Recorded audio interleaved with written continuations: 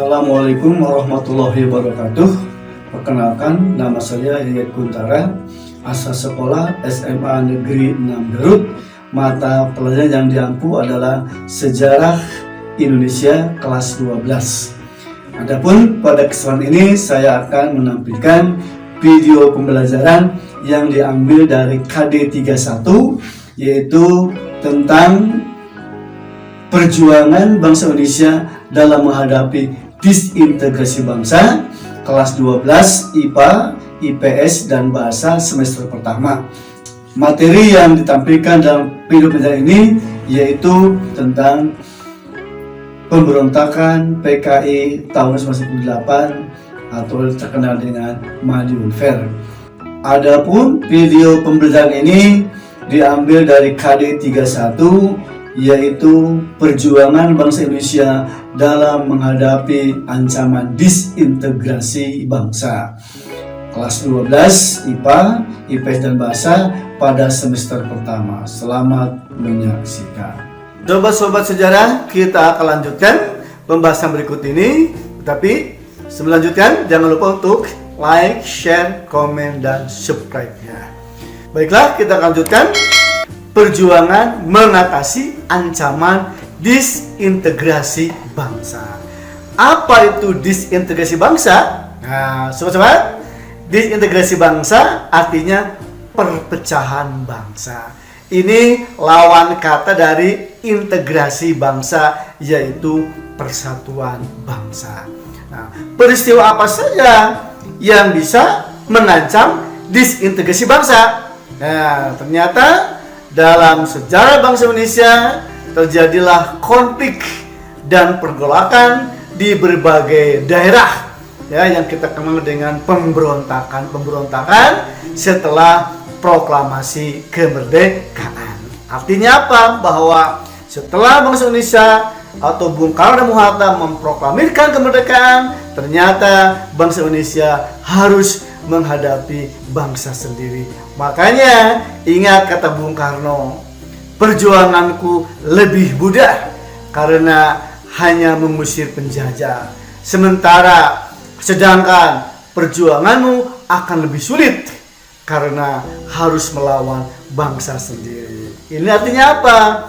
Dalam peristiwa ini atau pemberontakan ini, pemerintah melakukan tindakan yang tegas meskipun menghadapi bangsa sendiri. Ini diambil demi tegaknya Negara Kesatuan Republik Indonesia yang diproklamirkan pada tanggal 17 Agustus tahun 1945.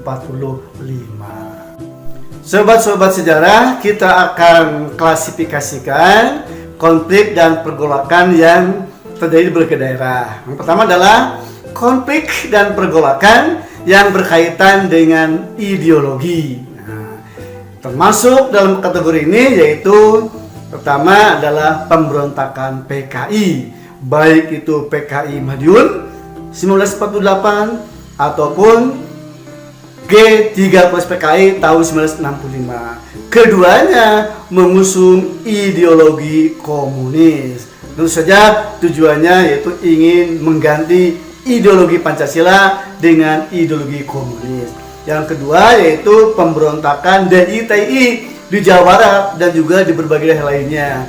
Nah, pemberontakan ini membawa ideologi agama, tentu saja agama Islam yang akan dijadikan sebagai syariat atau hukum Islamnya.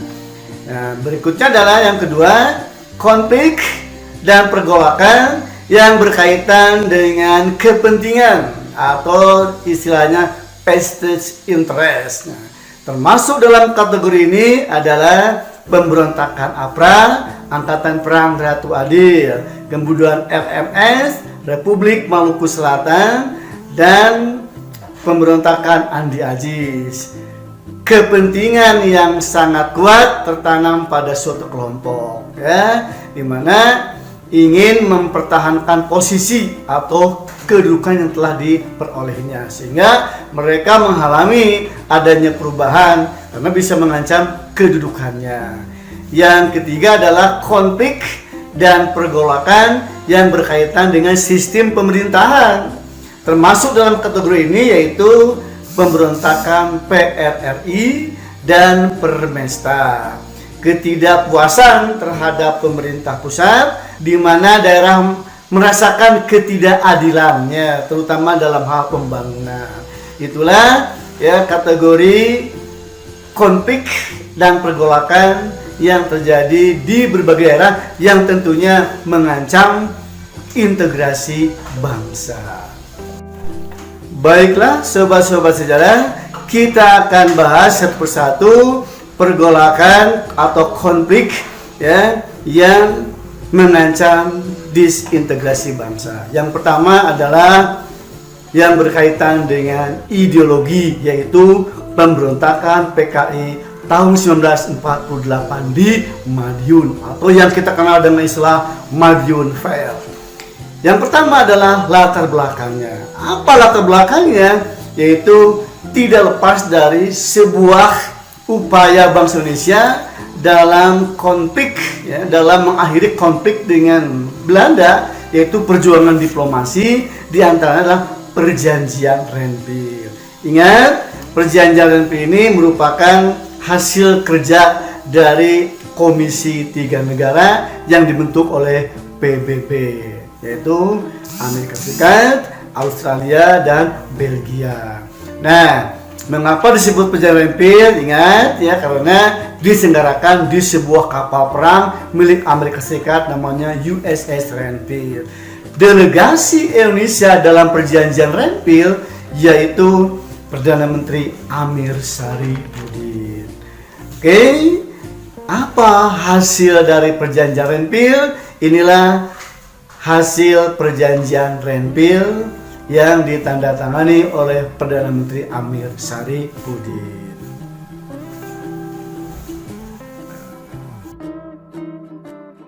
Oke, dampak politik dari Perjanjian Renville yaitu wilayah Indonesia semakin sempit. Sobat-sobat bisa lihat di peta tayangan berikut ini, ya. Wilayah Indonesia meliputi Yogyakarta, sebagian kecil Banten, dan sebagian kecil di Sumatera. Yang kedua, tentu saja terjadinya konflik di masyarakat, ya, terutama yang menentang terhadap Perdana Menteri Amir Sari dan juga pendukung Perdana Menteri Amir Sari Budin. Untuk menghindari konflik yang bisa membahayakan, maka Bung Karno pada tahun 1998 memberhentikan Perdana Menteri Amir Sari Budin beserta kabinetnya. Maka jatuhlah kabinet Amir Sari Budin.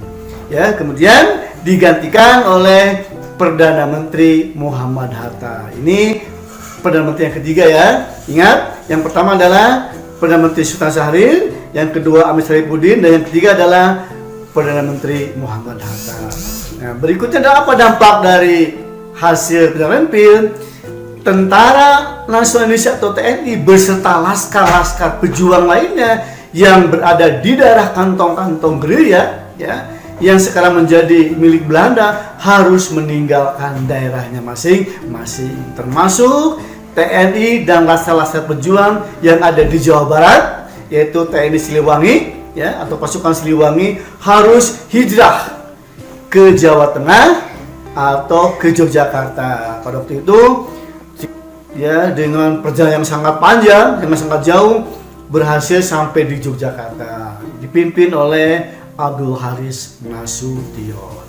Sobat-sobat sejarah, Amir Sari Budin setelah berhenti menjadi Perdana Menteri, ya, pada bulan Februari 1998 menghimpun kekuatan golongan kiri seperti Partai Sosialis, Partai Buruh, Partai Indonesia, membentuk FDR, Front Demokrasi Rakyat. Nah, kekuatan FDR ini yang dipimpin oleh Amir Sari Budin semakin bertambah kuat setelah kedatangan Mushok. Nah, ini seorang pemimpin PKI, ya, yang tiba di Indonesia kembali dari Rusia pada bulan Agustus 1948. Ingat, Mushok ini salah seorang pemimpin PKI yang dulu memberontak terhadap pemerintah kolonial Belanda tahun 1926.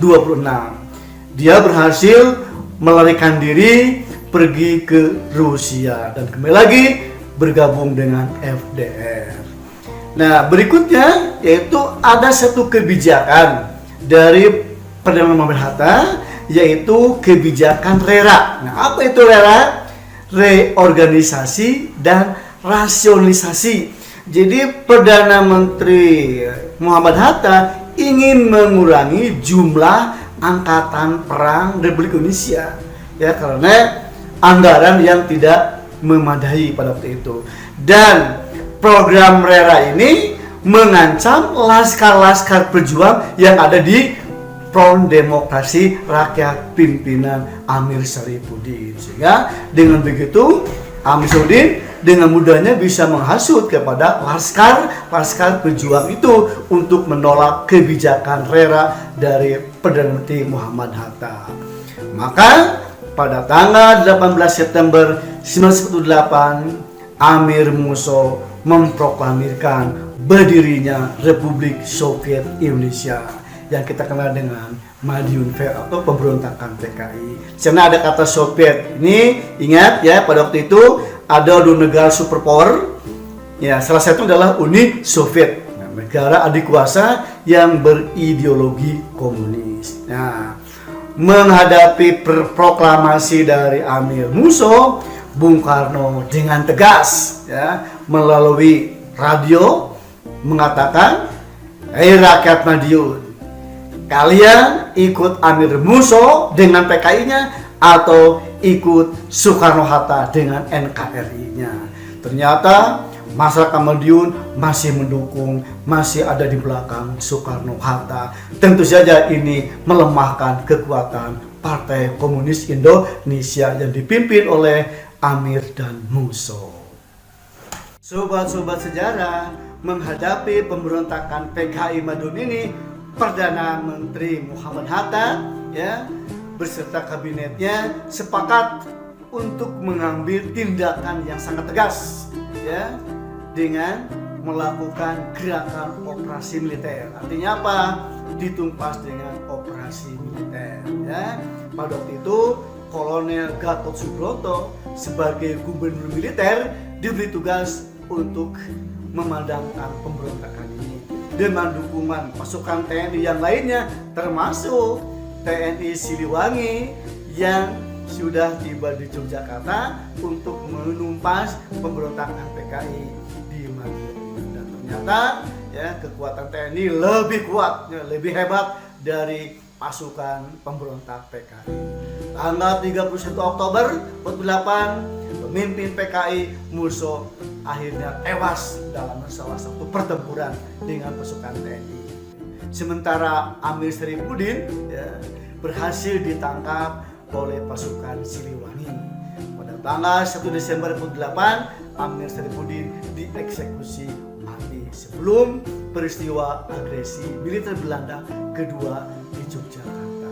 Sobat-sobat sejarah, itulah salah satu konflik dan pergolakan yang mengancam disintegrasi bangsa. Yang pertama yang berkaitan dengan ideologi adalah pemberontakan PKI Madiun tahun 48. Dengan tewasnya Musso dan Amir Syarifuddin, maka selesailah pemberontakan PKI Madiun. Demikian sobat-sobat sejarah, mudah-mudahan Anda memanfaatkan bagi kita semua. Assalamualaikum warahmatullahi wabarakatuh.